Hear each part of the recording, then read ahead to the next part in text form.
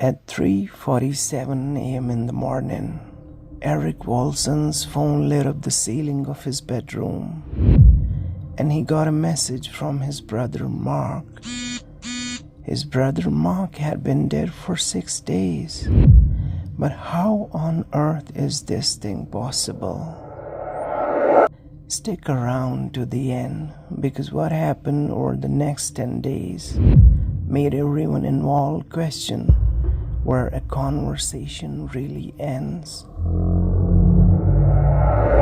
Eric Wilson was 29 years old, living alone in a one-bedroom apartment outside Columbus, Ohio. He worked nights at a logistics warehouse.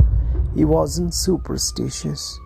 He didn't believe in ghosts, horoscopes, or anything he couldn't hold in his hands. But his elder brother Mark was the opposite. Mark believed in everything, that black cats were unlucky, that mirrors held on to pieces of you, that phones listened even when they were off. Eric used to tease him for it. But 6 days before that 3:47 a.m. text, Mark died on a rural 2-lane highway, 40 minutes away from his house. Single car, no other vehicles involved. The county report listed it as instant. Mark's phone was recovered from the wreck. Screen shattered into a spider web. SIM card gone, battery cracked down the middle. The detective handling the case showed it to Eric personally and told him in plain words that the device was inoperable, dead. It couldn't power on, let alone send a message. Eric kept the phone anyway, not to use it, just to have something of Mark's that still smelled faintly like his cologne. He put it in the top drawer of his nightstand and didn't touch it again until 6 days later. At 3:47 a.m., a text came through from Mark's number, the same number that belonged to a phone sitting broken in Eric's drawer. The message was, "Biscuit keeps waiting by the door." Biscuit was Mark's dog. Only 3 people on the earth called him by that name: Mark, Mark's ex-wife, and Eric.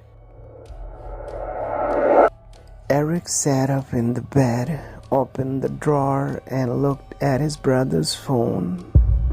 The screen was still shattered, still black, still dead. His own phone in his hand showed the message clearly, sent from Mark's number, delivered, and every detail intact. The next morning, Eric called the carrier. A representative confirmed that Mark's account had been closed the day of the accident, flagged deceased, and the number had not been reassigned to anyone. No new SIM card, no new device, no activity should have been possible. He called the detective. The detective pulled the evidence log. Mark's phone had remained in a sealed bag in the property room the entire time. The same broken, powerless phone Eric had in his own drawer. 2 phones, same number, one of them couldn't even turn on. Eric told himself it was a glitch, a delayed message stuck somewhere in a server for 6 days. People always had explanations for things they didn't understand. And then the second text arrived. Close the blinds. Eric was sitting on his couch when it arrived. He looked up. His apartment blinds were open. He hadn't noticed until the exact second. And another message arrived. Someone is looking in. Eric crossed the room in 3 steps and yanked the blinds shut himself. His hands were not steady. He never checked what had been outside. Some things are easier to fear when you don't know their shape. 2 nights later, another message came. That coffee is gonna spill. Eric read it and laughed it off until his elbow caught the mug on his desk 4 seconds later, and the coffee was running into his keyboard. Eric checked the message metadata obsessively now. Every text from Mark's number carried no carrier signature at all. No tower ping, no routing path. According to the carrier's own engineers, the messages were not passing through their network. They were simply appearing already delivered, like they had skipped the part where they were supposed to be sent. But here is the detail that changed everything for Eric. One night, he was sitting and a text came.